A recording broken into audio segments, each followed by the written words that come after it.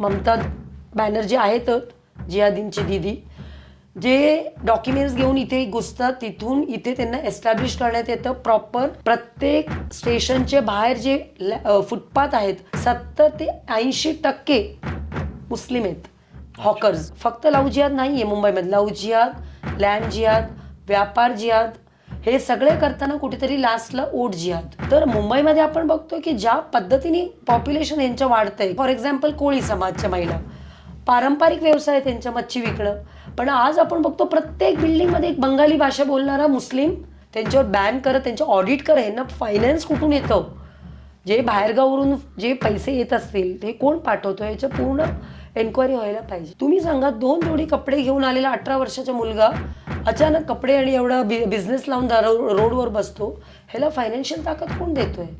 बरोबर. आपले हिंदू गेले कुठे अचानक? अगोदर जेव्हा ससून डॉकमध्ये मच्छीचे जो मोठा आपलं हे तिथे असेल किंवा कन्स्ट्रक्शन लेबर असेल, सगळे बंगाली आहेत. बंगाली म्हणजे रोहिंग्या मुस्लिम. संपूर्ण व्हिडिओ पाहण्यासाठी आजच आमच्या YouTube चॅनेलला सबस्क्राईब करा.